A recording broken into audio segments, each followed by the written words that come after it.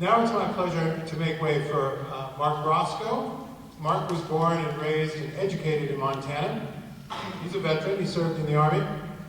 Then he served as Montana Attorney General before being elected to 2 terms as governor of Montana in the 1990s, always on a Republican ticket. So there's at least one Republican who's not afraid to be in this room tonight.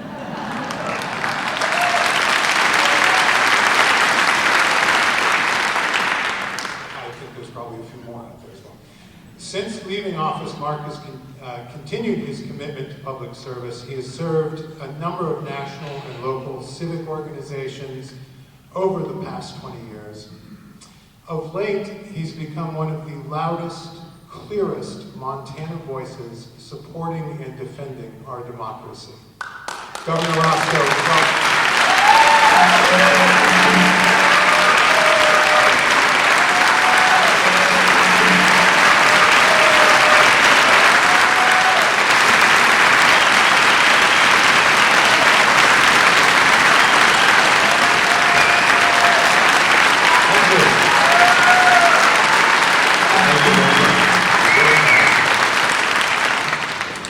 Myself this evening, as I was sitting here, why are so many good, decent people doing it in a place like this? And then I realized they're here because they're good and decent people. And I'm grateful to be a part of the discussion tonight, and to learn and to listen carefully, and to remember all that it is, all the stories that have been told this evening, and to serve as a motivation for me, at least, to continue to try and address the issues that we've all been talking about this evening. It took almost 2 centuries of tyranny and war and suffering for our ancestors, desperate for liberty and aching for self-determination, to design a system of constitutional government that has endured for 237 years. They met in Philadelphia in the summer of 1787, as I'm sure all of you know, to design and agree on a form of government their ancestors had never known. They had known the law of the jungle. They had known oligarchies, theocracies, monarchies, every variety of tyranny that one could invent. But they did not know anything about democracy. After listening to each other and debating for 89 days, they created the Constitution of the United States of America, giving birth to the longest functioning democracy in human history. It was also the resolute belief of the founders that the Constitution, in order to endure, must be imbued with civic virtue. It was civic virtue, placing the public good ahead of one's own self-serving desires, that would hold the Union together. And only from that altruistic union would liberty and justice for all arise and prevail. Sadly, there are some of our fellow citizens and leaders who believe that the civic virtues of the Constitution are for suckers and losers, that seeking to make a more perfect union is naive and a waste of time, and all that matters is the political party loyalty, rejection of compromise, and winning at any cost. Constitutional virtues include humility, self-restraint, integrity, courage, truth, moderation, patience, compassion, respect for contrary opinion, and adherence without exception to the rule of law. Repudiation of those virtues weakens the bond together, leading inevitably to civil disorder, which leads inevitably to the ruination of our democracy. The extremist ideology of the majorities in Congress, the unsparing demands of allegiance by and for the President, his relentless pursuit of power, control, and attention, his reckless compulsion to disassemble and terminate, in his words, certain articles of the Constitution, all reveal a dangerous and autocratic compulsion to control everything, including all three branches of government. We understand that reform and improvement of governmental efficiency can produce disruption, even when it's undertaken lawfully and with due process. But the lawless laying of waste presently and repetitively unfolding across the country, creating emergencies, injury, and pain in every direction, is nowhere near a normal or expected consequence of legitimate reform. It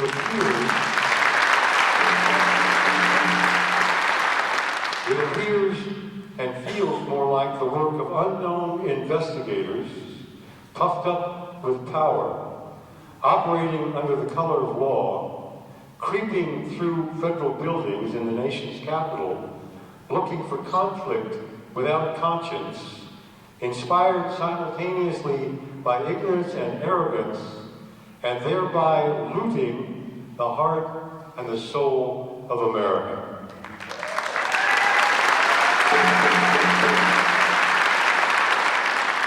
Neither the President nor the Republicans in Congress appear to even remotely comprehend the risk of their frontal assault on the Constitution, nor to remember that as the world turns, generations will follow, inevitably end up reaping what they now sow.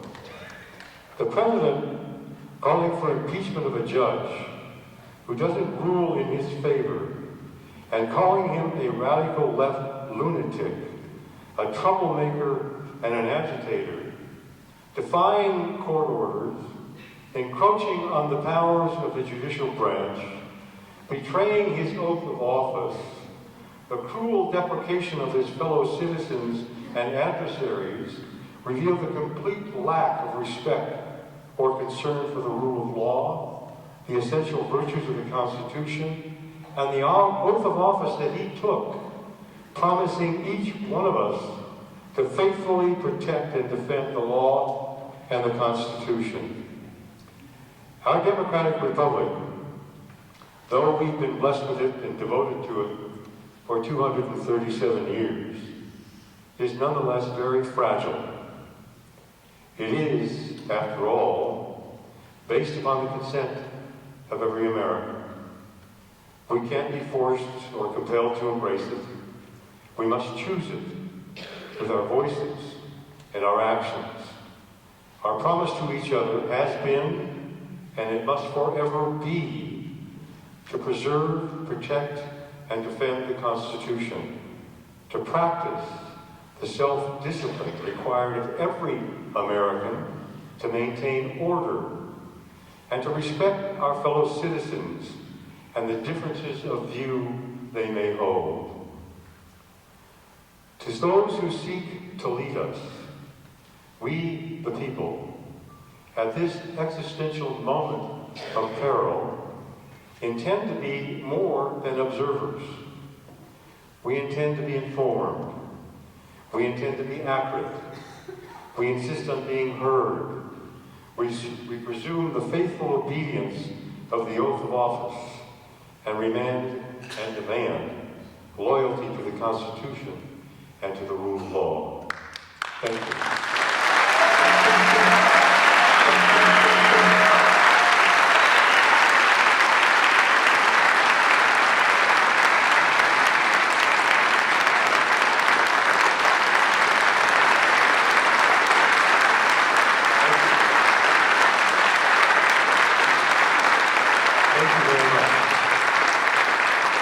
I've been empowered by the moderator to indicate to all of you that if you have any questions that I might be able to assist with, and I'll admit clearly if I can, and now would be an appropriate time if you wish to ask any questions. Someone in the back just yelled Roscoe for president.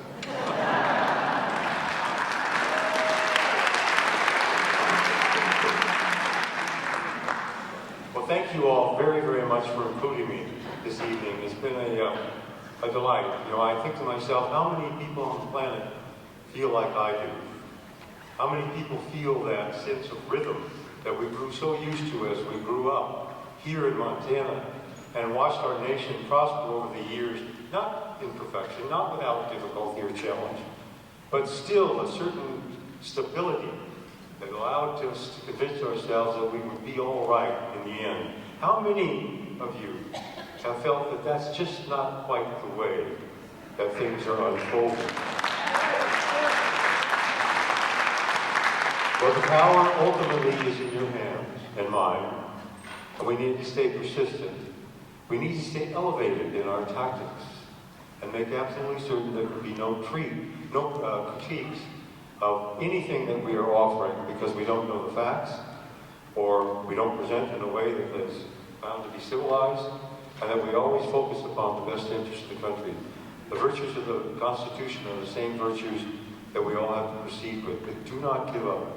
The only thing that's going to change where we're headed is all of us combining together the power of the people addressing these issues once we reach critical mass. And that's what's happening now. Thank you. Good night. God bless you.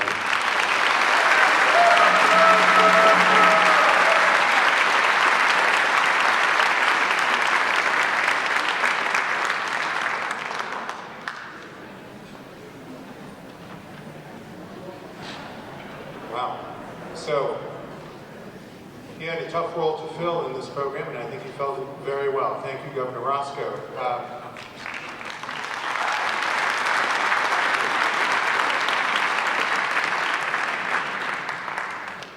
The one thing I heard loud and clear there at the end from the governor was do not give up. Yeah.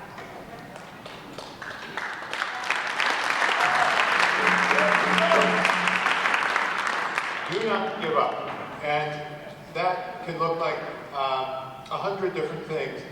One thing it could look like very directly here in our local community is running for city council. There are 6 open city council seats this year, and I think this is one place where we can still exercise direct control over our government. Yeah. So, encourage you to think about city council seats.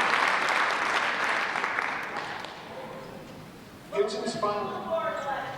And school board elections. Yes. Although the fighting deadline is really on there. It's inspiring to see so many of us here tonight and make our voices heard. It's unfortunate that we couldn't hear from everyone in this room. It's doubly unfortunate that they weren't here to hear from us. But please, remember to put your written questions or comments in the baskets. There's a basket in each microphone, even if you didn't speak at the mic. And we will deliver these, along with the video recording of this entire event, to our absent representatives. There will also be other opportunities to engage our democracy in the very near future. Your participation and ideas are much needed at this time. Put April 5th on your calendar for a nationwide day of action, and refer to the contact info on the blue and yellow cards that are available in the lobby there to stay connected to this network of people, this ever-growing network of people here in Billings. I'd like to invite Elizabeth Claridge back up to help us close out the program now. Thank you.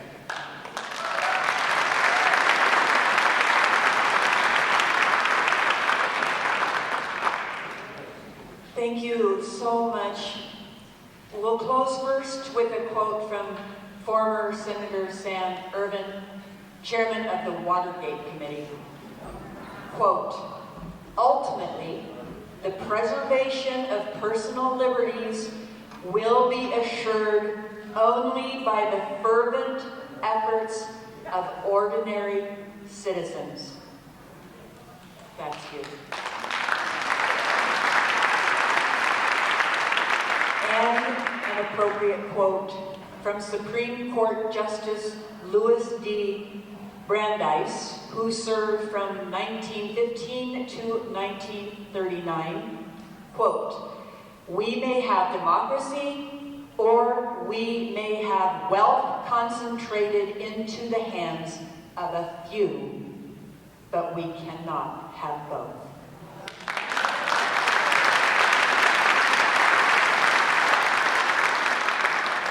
Tonight, our diverse community has beautifully shown how democracy works as we've asserted that we will not brandish pitchforks, but rather we will link arms. We won't tear each other down. We will not stand for divisiveness. We will lift each other up and stand united to make sure that our democracy prevails over the threats of oligarchy, dictatorship, authoritarianism, tyranny, monarchy, and oppression. We refuse to let the selfish greed of a few power-hungry oppressors rob us of our freedoms, rights, security, dignity, our very joy.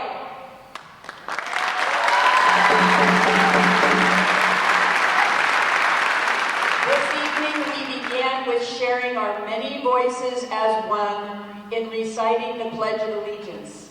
So now we'll close with again joining our many voices into one voice as Perry Birch and Faith Rum from Stillwater County bring us full circle by leading us in singing America the Beautiful. Yeah. Great.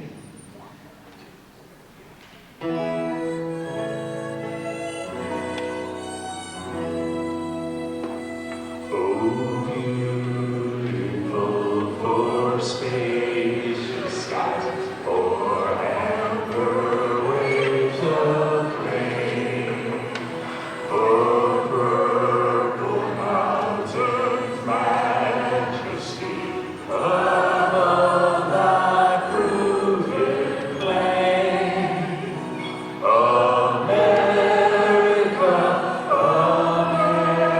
America, God shed His grace on thee, and crown thy earth with brotherhood, from sea to shining sea. Faith on the violin.